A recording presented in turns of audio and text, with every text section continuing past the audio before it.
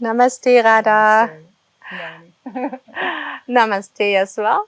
So I'm very happy that Ronald and me, we are here in Bali and have the opportunity to practice with Radha and Prem, who are here in Bali since 2009, teaching Ashtanga Yoga, and soon we'll have the anniversary of this beautiful shala in the back here in the jungle of Ubud. So I'm very grateful that you agreed to talk a little bit more about women and Ashtanga Yoga. I'm looking forward. So Thank you. thank you.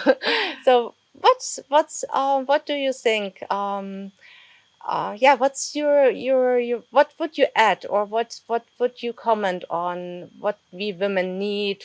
Do we get all we need from Ashtanga Yoga, or do we need something different, or what do you think? It's a really good question. I think that as a practitioner myself, I started the practice when I was like 19 or 20, and that was now like 33 years ago. My relationship with the practice as a 20-year-old is completely different than it is right now as a woman at 52. I think the practice has the ability to become very masculine for women if we don't observe how we're practicing it. So I know that for me, in my 20s particularly, I was really quite strong with the practice, and I kind of approached it from more of a masculine energy. I pushed really hard. I was really, teachers also pushed me quite hard, but I don't think I understood how to soften and how to work with my body in a way that was more feminine. I was just more concerned with the outcome, how good the pose was and how deep the pose was, and how, I never missed a practice, it was like, full on in that sense of more of like just an intensity. And I think what I know now is it's really important for women to just honor themselves as women within the practice of Ashtanga Yoga. Yes. The practice is a beautiful practice, and it's obviously for both men and women. But I feel that men and women should do the practice differently. I think a woman's... We are different. Yeah, we're different. I mean, a woman's body goes through a lot of hormonal fluctuations throughout the month. Men have hormones too, but I think we go through more with menstruation and pregnancy and menopause. Like our bodies change differently. Yes, during the course of 1 month and during the course of our lifespan. Life. Yeah. Yes. And I think it's really important to understand the differences, that we don't have to do the practice. We can't measure our practice the way that a man does it. They're completely different things. Yeah. So knowing that now, that's what I really like to bring to our students. When I see the female students kind of doing a little bit too much, maybe they're like doing these really long practices. They're doing all of primary and all of intermediate, and they're exhausting themselves when actually they could just be focusing on one of those things and making themselves more juicy, so that their hormones stay balanced. Yeah. So I hope that kind of helps with what you're asking. Yeah, because we are doing the practice for staying the body healthy and fluid, and absolutely preparing it for meditation, and not for exhausting it or winning a prize or something. Right. Exactly. We get caught in that though because of the type of practice that Ashtanga Yoga is. It's it can be a practice that it can have more of a speaking from my own experience, it can become more fanatical. Like we don't want to do things differently. We don't want to modify. We don't want to relax a little bit. We don't want to take a day off. We only want to build strength and be powerful and strong. And I think that that's sometimes a mistake. Yeah. I think we have to be willing to work with the practice according to what our body needs in each moment. Yes. But sometimes also not easy to slow down, and it's not easy for women being attracted by Ashtanga Yoga. Yeah. So Yes. how Yeah. how do you help them to develop another quality of the practice? What are your recommendations, or how can a yoga teacher foster these quality within women? Well, I think first of all, every single woman is different. Every single person is different. So if a woman is struggling, for example, if she's losing, I just had a consultation with a woman today, and she's really struggling with energy all day long. And part of that energy comes from how she's doing her practice. So if a woman is exhausting herself for 2.5 hours or 2 hours in a really strong Ashtanga practice, and then after practice, she has to go home and go to sleep, something is not working right. We want the practice to be like nourishment. Yes. You know, we want it to be nourishing and not depleting. So what that means is sometimes we need to be willing to adjust the practice. Maybe it means we need to do less. Maybe it means we need to add in restorative poses. Maybe we need to add in modifications. I mean, I'm all for consistency. I think consistency is important, but it's more important to be consistent in a balanced way than to just do the practice a couple times a week, full charge, and then nothing on the other days. If we learn to be consistent and practice on a, regularly or daily basis, but maybe not always doing the amount that we think, maybe just doing a little bit less. At the end of the day, we want to feel good after practice, not depleted, not exhausted. And again, that's something that I think a lot of women in the practice still need help with that. Yeah. And relating to that, what are your recommendations for the days of menstruation? What do you recommend women? Well, I think in general, I think it's wonderful to take a couple days off. I think it's perfect to do that. Some women don't like to do that. I think it's important to take a couple of days off. For the women that don't want to do that, I would say at the very least, they should choose to do a very soft practice, maybe just some standing poses, close with some restorative poses, but keeping it soft with the body. Not, certainly blasting through a strong practice when your body is menstruating and releasing downward would be counterproductive to what you really want to do. So I think a couple days off, do some meditation, bring in some bolsters and do some restorative work. Focus on some yin yoga or some hip openers during that time. I think that there's nothing wrong with that. Just giving your body time to rest. For sure. And giving the process the energy it needs. Yes. Absolutely. And you have experience with lots of consultation with women. So how would you think in general, when is a woman in harmony with herself? How do you know that? Which are the parameters, or at what things do you look at?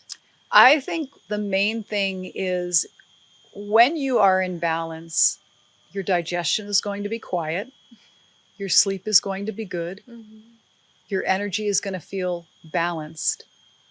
In other words, you're not going to feel like blown out. You're not going to have insomnia. You're not going to have digestion that goes up and down.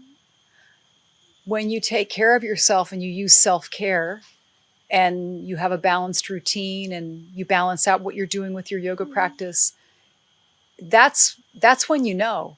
But a lot of women that I speak to, they don't know how to slow down. And I don't just mean with yoga. I mean like with the kids, with the house, with the work, not just with practice. It's like, it's very difficult to get women to stop. Because we kind of like, I think we are the foundation of a lot of our families. We are the little voice that's behind holding everything together. And but we also need time to relax. We need time to rest. And I see a lot of women that actually need really deep rest. but they are afraid to stop. They are afraid to do less. They are afraid to practice less. They are afraid to be more soft. And that's why it's important for women to understand how to use that within the practice, because the practice can actually create high cortisol levels. The practice can create stress in the body. The practice can also upset the sleep. The practice can also upset a woman's hormones. There's a lot of women that also lose their menstrual cycle while practicing Ashtanga Yoga because their bodies become dried out. They don't have enough juice to keep the body menstruating regularly. So there's a lot of reason to just slow down. But again, it's getting women to be agreeable to do that. It's about resting, just being. Yeah. I mean, it's easy, but difficult at the same time. It is. Yeah. It's very difficult. As a matter of fact, one of my teachers, Claudia Welch, she said, at one point, she said, women have to learn to not do. And I was like, what do you mean not do? Like, we're supposed to do things. And I didn't quite understand it at first. But now I really understand it. I really understand what it is that she was trying to say. And if we want to remain hormonally balanced, it's definitely one of the keys. So it is, I would say it is the key of self-care. Yeah. The key of self-care and balance is self-care. Yes. And for a start, have you got some advice to get this rest started? Set boundaries. Okay. With yourself, with your husband, with your partners, with your friends. Be able to say no. Set a routine.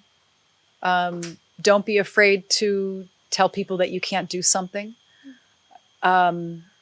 Make time for yourself, separate from the time that you have with your partner, the time that you have with your children. Make time for yourself. And again, that's something that I think a lot of women have a really hard time, especially once they become a mother, because they want to give all their time to their children, which is beautiful. But in order to really be there for their children and their partner in a healthy way, they need to be able to give to themselves. It's like self-nourishment. Yes. Yes. Right? Don't you agree? I agree completely. I mean, I'm sure you're a better mother and a better wife when you've had a massage. Sure. Right? That's better. Yeah. You know, or you do something special for yourself. It's important. And I think, unfortunately, a lot of people confuse the word selfish. They think it has a bad, it's not selfish like, oh, you don't want to give anything to anyone else. It's self-love. It's self-care. It's not being selfish at all. Because when you have enough juice, you're overflowing. And then you want to give to other people. Yes. And the other will notice if you are on your edge and you're still giving, you're giving like and then what happens? Really you get resentful, you get angry. Yes. Right? Yeah, you get angry with your kids. Of course. With everybody, not just the kids. Yeah, with everybody, that's true. Yeah, if you don't feel that you have enough for yourself, nothing works. Absolutely. Yeah. It's like, I always use the like the metaphor or the example. Prem also uses it in our Ayurvedic discussions. It's as if we are a bucket that we keep putting water into. But if the bucket has holes on the bottom, then it doesn't matter how much water we're putting in. It's leaking. So we have to find ways to conserve our energy so that our bucket is full. Yeah. Our bucket is full with water. And I also, it's a wonderful picture with the bucket and the holes. You have to just contain some energy for yourself, not having too much holes from stressful things in your life. And also, you said it's about setting boundaries, saying no to things. Absolutely. And in the internet, there are so many things are being offered to us, or in the Instagram, Facebook. Everything. So sometimes we get stressed because we know we could do so much things. So it's also about saying no to these choices as well, isn't it? It's about saying no to everything. It's about saying no when you want to save some time for yourself. You can't, I feel, you can't be completely balanced and nourished if you're constantly on all the time. If your day starts at 5 a.m. and doesn't end until 11 p.m., you will become depleted. Burnout. Yeah, you'll burn out for sure. So setting the boundaries even within yourself. I'm going to get in bed by 8 o'clock. It's hard. You know, I'm going to get up at 5:30, not at 3:30. You know, like within the Ashtanga tradition, sometimes we're encouraged to get up super, super early, and it might not be the right thing for your body to do. It might not be good for you to practice at 4 a.m. You might want to practice at 7 a.m. You might want to practice at 8 a.m. after the kids have gone to school, you know, or at the time that feels right for you. So these are the type of boundaries. Being able to say to your husband, no, I can't make dinner tonight. You can. Or we can go out to dinner. Yeah, or grab some fruits. Or we can just have some fruit. Yeah, just really honoring that space and that having breaks. And having breaks, taking a vacation, down just sitting for down. Food, not having it in a rush. Absolutely. So, And just sitting down and actually not even sitting down and reading a book or looking at the phone, sitting down, doing nothing else. That's almost like an unheard of concept. Yeah. Thank you. Yeah.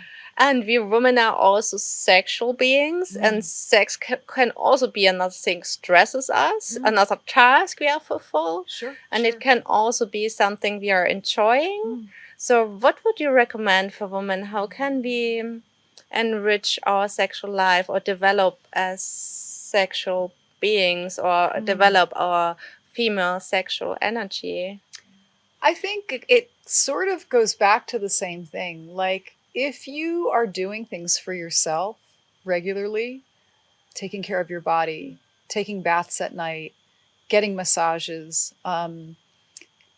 tapping into your own sensual nature, what feels good for you, nothing to do with your husband, you know, just what feels good for you. Buying clothes that you feel good in, whatever it may be. It could be like eating certain foods that you just feel like, oh, I really want to eat that, as opposed to, oh, I shouldn't eat that. But just, again, it really goes back to nourishment. If we nourish ourselves, we're going to feel more sensual with our own body. Yeah. It's like that feeling of abundance. Yeah.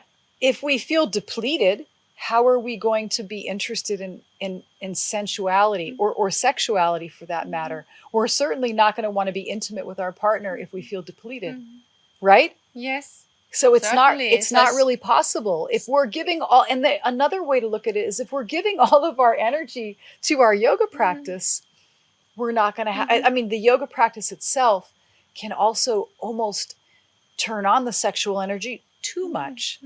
We want to find a balance with it. So it could be that we're putting all of our energy into our yoga practice, and then who wants to have sex after that?